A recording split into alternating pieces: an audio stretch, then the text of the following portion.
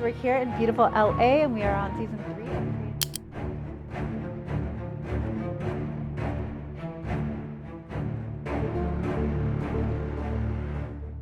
Sauna बेनाविडेज एक medical बिलर के रूप में काम किया करती थी, लेकिन अपने खर्च को उठाने के लिए और 2 साल के बच्चे को बेहतर जिंदगी देने के लिए ये अपनी न्यूड फोटोज शेयर करती हैं।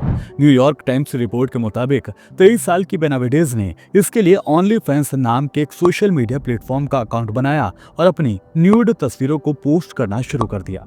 ऐसा करके बेनाविडेज ने कुछ ही महीनों में करीब $64,000 तक की कमाई कर ली, यानी इंडियन रुपीस के मुताबिक 50 लाख रुपए से ज्यादा। इसके बाद स्वाना ने सिर्फ अपना रोजाना का खर्चा ही नहीं उठाया, बल्कि घर का किराया, गाड़ी की ईएमआई और भी तमाम पेमेंट कर दिए। बेनाविडेज का ये कहना है कि उसने अपनी न्यूड फोटोज बेचकर इतनी बड़ी कमाई की है कि जितनी वो अपनी नौकरी से कभी ना कर पाती। स्वाना ही की तरह कमाने का ख्वाब लेकर रेस्टोरेंट में काम करने वाली लेक्सी ने भी ओनली फैंस पर अकाउंट बनाया।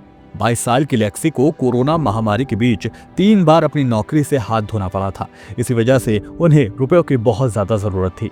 उसने जीने के लिए प्लाज्मा डोनेट करना शुरू कर दिया, लेकिन इससे भी खर्चा पूरा नहीं हो पाया, जिसके बाद उन्होंने ओनली फैंस को चुना और उन्होंने ओनली फैंस पर जाकर अपनी न्यूड फोटोज साझा करना शुरू कर दिया। मगर अफसोस, यहाँ लेक्सी को सिर्फ $500 की ही कमाई हो सकी। क्या है ये ओनली फैंस, क्यों हो रही है इसकी चर्चा, कौन और क्यों लोग बनाते हैं इस पर अडल्ट कंटेंट, और क्या है इंडिया में इसे लेकर कानून, सब कुछ आज इस वीडियो में आपको बताएंगे। आगे बढ़ें उससे पहले आपसे गुजारिश है कि हमारे चैनल पर अगर आप नए हैं तो इसी तरह की बाकी वीडियो देखने के लिए हमारे चैनल को सब्सक्राइब जरूर करें।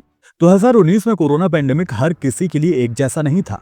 कुछ लोगों ने इस बीच बहुत कुछ खो दिया, तो कुछ लोग ऐसे भी थे जिन्हें अपने रोज के खर्चे पूरा करने के लिए बड़े मुश्किल कदम उठाने पड़े।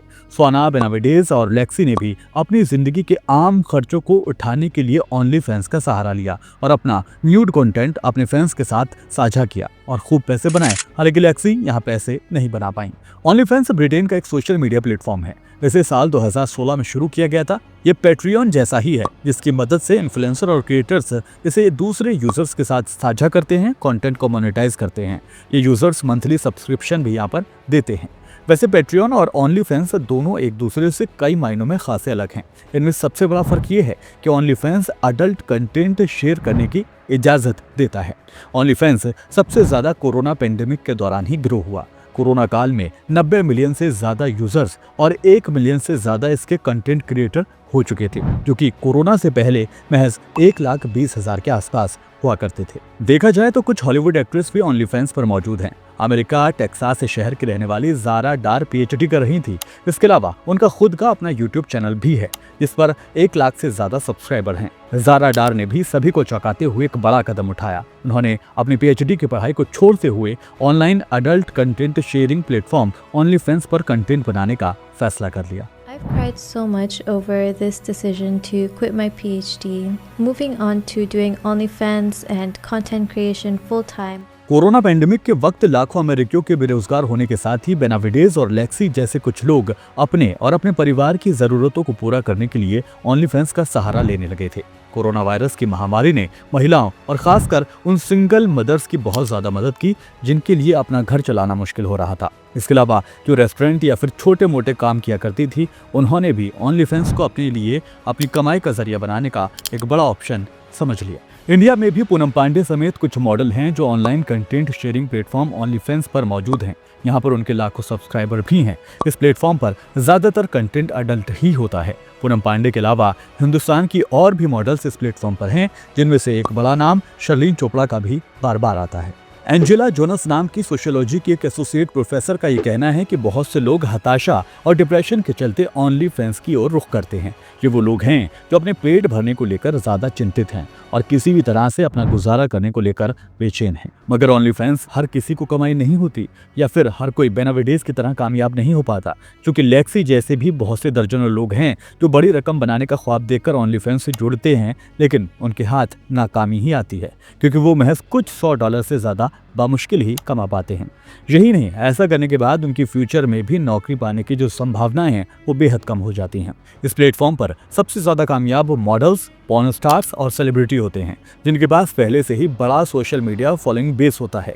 वो बाकी प्लेटफॉर्म्स के जरिए अपने फॉलोअर्स को उनके ओनली फैंस अकाउंट तक लेकर आते हैं और बहुत से उनके चाहने वाले वहां तक जाते भी हैं। जबकि बहुत से कंटेंट क्रिएटर जो पैसे की कमी के चलते इस प्लेटफॉर्म से जुड़ते हैं, उनके पास बड़ी सोशल मीडिया फॉलोइंग भी नहीं होती और ये क्रिएटर किसी भी तरह से लगातार बिजनेस को बनाए रखने का तरीका नहीं जानते हैं। इसके अलावा अपनी पहचान और ओनली फैंस अकाउंट को अपनी फैमिली, रिश्तेदारों से छिपाए रखना एक बड़ा चैलेंज इन आम लोगों के लिए होता है। इसीलिए ये क्रिएटर्स फेल हो जाते हैं और कमाई नहीं कर पाते। एक और केस में ओनली फैंस की एक मॉडल है, वो लंदन नाम के प्रोफाइल से अपना अकाउंट चलाती हैं। बाकी मॉडल की तरह ये भी अपने अडल्ट कंटेंट को डालती हैं। इनके जाने वालों में एक नाम बहुत डराने वाला है, वो नाम है हॉटेस्ट डैडी। हैरानी की बात यह है कि हॉटेस्ट डैडी कोई और नहीं बल्कि खुद लंदन नाम के प्रोफाइल वाली महिला के पिता हैं। मॉडल ने खुद बताया कि उनके पिता ने उनकी प्रोफाइल को मासिक तौर पर सब्सक्राइब कर रखा है, साथ ही वो अपनी बेटी की हर वीडियो को देखते हैं। न्यूयॉर्क पोस्ट की एक रिपोर्ट के मुताबिक मॉडल ने इसकी जानकारी रियल स्टोरी नाम की हेडलाइन से टिकटॉक पर शेयर की है। ये स्टोरी सोशल मीडिया पर वायरल भी हुई। इसको अब तक लाखों लोग पढ़ चुके हैं और उसको देख चुके हैं। इस पोस्ट पर कई लोगों ने मॉडल के पिता के विरोध में तो कुछ लोगों ने उनके पिता के समर्थन में भी कमेंट किए हैं। अब बात अगर इंडिया में ओनली फैंस को लेकर करें तो सोशल मीडिया पर एक्टिव लोगों को इसके बारे में पता होगा कि इंडिया की भी कई मॉडल्स ओनली फैंस पर मौजूद हैं।